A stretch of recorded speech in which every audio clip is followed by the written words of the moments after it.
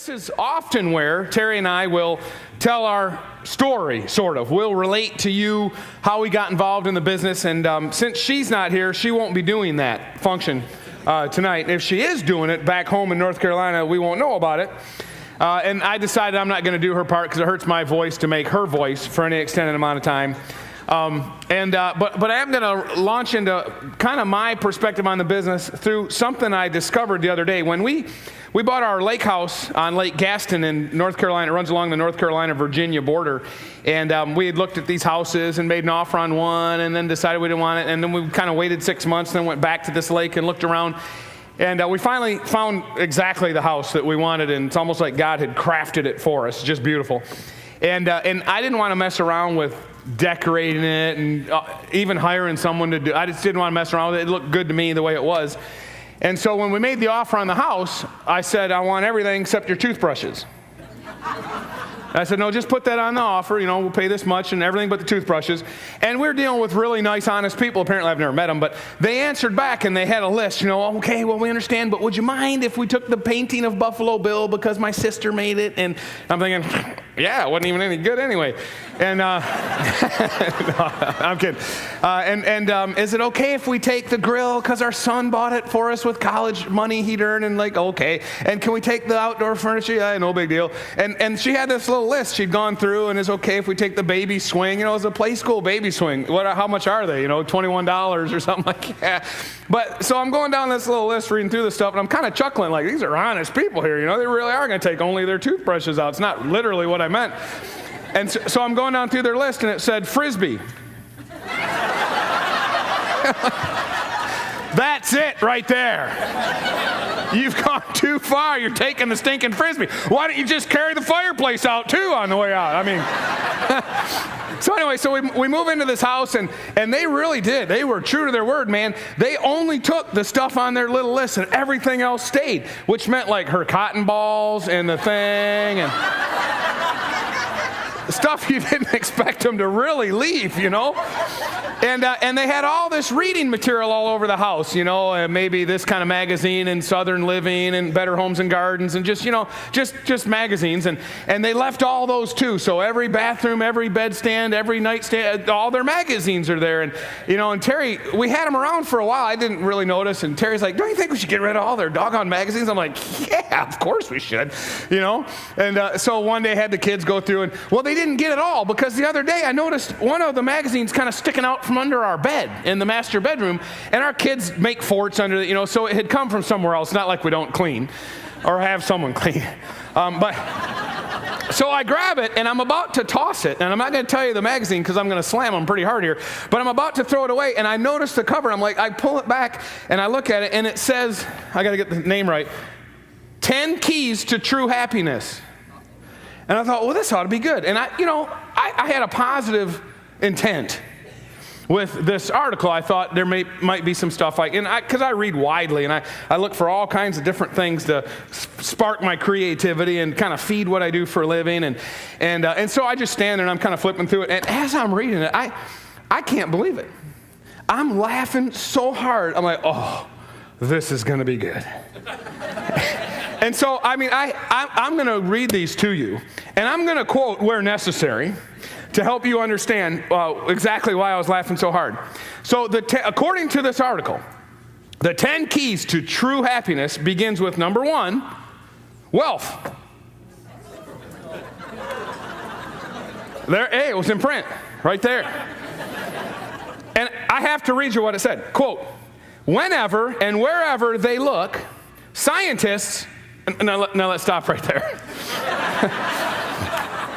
The term scientist has been misapplied in so many ways. There's not a lot of science that can, not true science, that can really be brought to bear on quantifying something called happiness. All right, but anyway, they'll throw the word science around. Scientists find that, on average, wealthier people are happier. Quote, and this is where it really gets good. Once your basic needs are met, money only seems to boost happiness if you have more than your friends.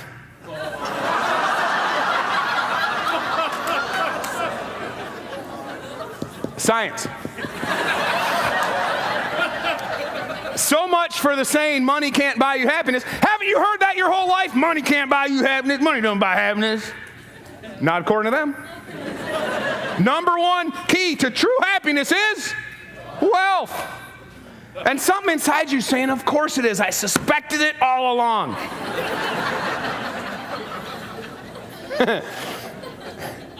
It's about to get better. The number two key to true happiness, according to these scientists, is in the category, the word they put there is desire. You think, what? Quote, people whose aspirations soared furthest beyond what they already had tended to be less happy than those who perceived a smaller gap. Now, if number one true principle or key to wealth and or key to happiness, I got to read it. If the number one key to true happiness is wealth, how can the number two one be to not aspire for it?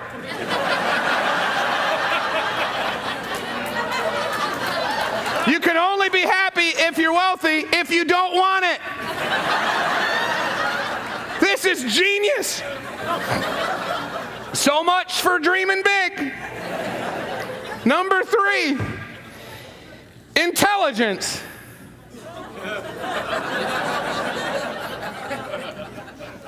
Quote, intelligence, or lack thereof, seems to have no effect on happiness.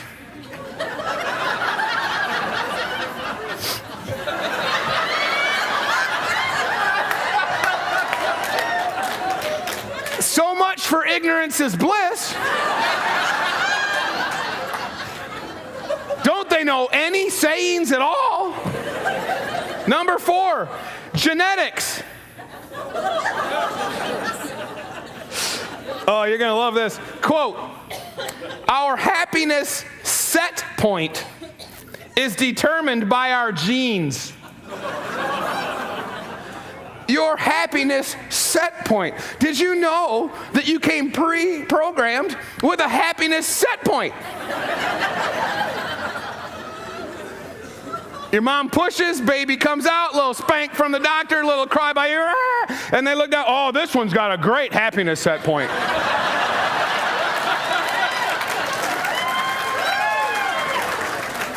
It's determined by your genes. So much for being in charge of your own attitude.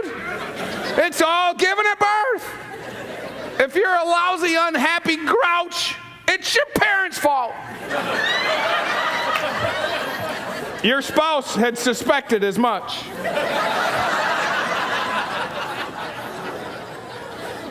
Oh, we're just getting started. Number five, I could not have sat down and come up with a fictitious article that would be funnier than this. Number five, so keep track. Wealth, desire, which means you got wealth but you didn't want it. Intelligence, doesn't matter if you're dumb or smart. Genetics, you had a set point at birth. Number five, survey says, beauty.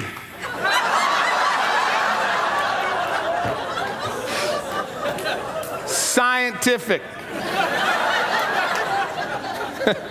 Quote, good-looking people really are happier, unquote. So much for the rest of us. And some of you. Number six, and the first one I agree with. Number six, friendship. Quote, rich friendships seem to make people happier. Finally, one that makes sense, right? All right. Number seven, and we're getting close to my favorite here. Number seven. So we got wealth, desire, intelligence, genetics, beauty, friendship, and number seven, survey says, marriage.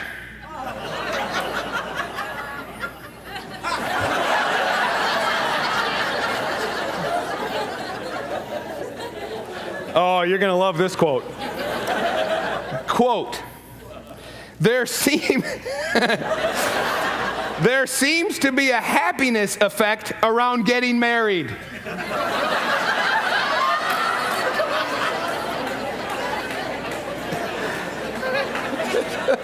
That's a really strange way to phrase it. When I grow up, I want the happiness effect of getting married. Oh, but it gets better. Quote. This sentence, I can't believe they could write this sentence with a straight face. This is the highlight of the article for me. Quote. You're not going to believe it. Quote. Anyone can improve his or her mood by getting married.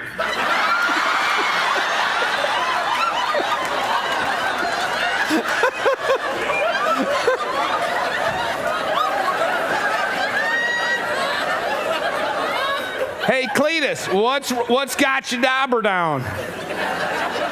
I don't know, Bubba. I'm just in a bad mood. You know, I was reading the other day, you can improve that mood by getting married. I know what let's do. Let's go find some gals and get hitched.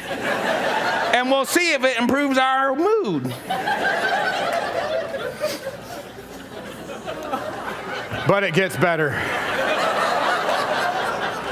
Quote, the effect begins about a year before the happy day and lasts for at least a year afterward.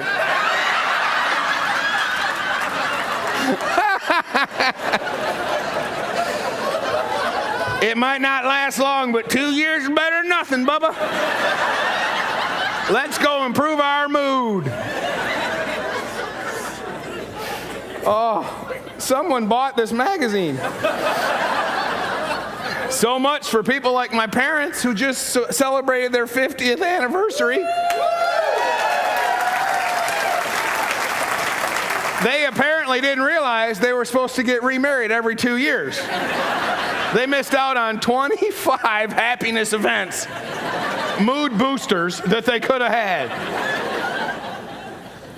Number 8, survey says, faith. All right, so far so good, but it's number 8, a little far down on the list maybe. Quote, here we go again. Religious involvement is a source of greater satisfaction. Follow these words closely. Religious involvement is a source of greater satisfaction than other socially inclusive activities such as book groups.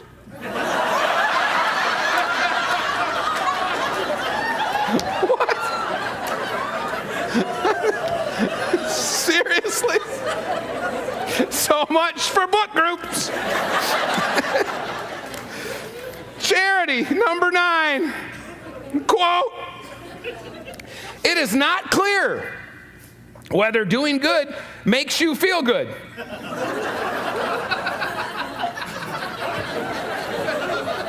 I'm afraid someone is going to lift my voice saying these things and put them somewhere saying I meant them, you know? I need a watermark over these somehow, you know, not Chris's words, you know? It's not clear whether doing good makes you feel good, comma, or whether happy people are more likely to do good. What?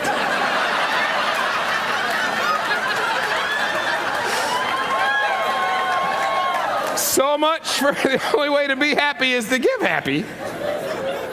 And number 10, age.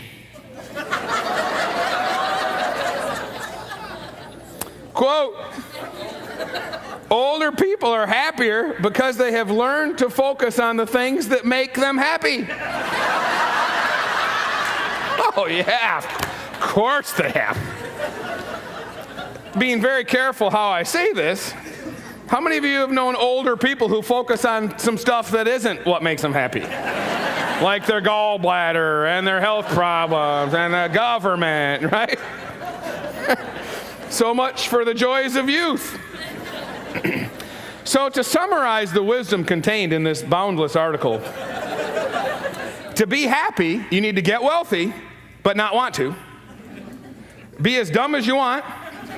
Hopefully you have the right happiness set point at birth. You must be good looking, have friends who are also good looking from the right gene pool with rich folks, get married every 2 years, get involved in a religious book group.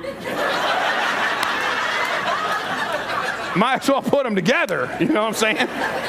Best of both worlds. Only give if you're the kind that wants to. And by all means, get older.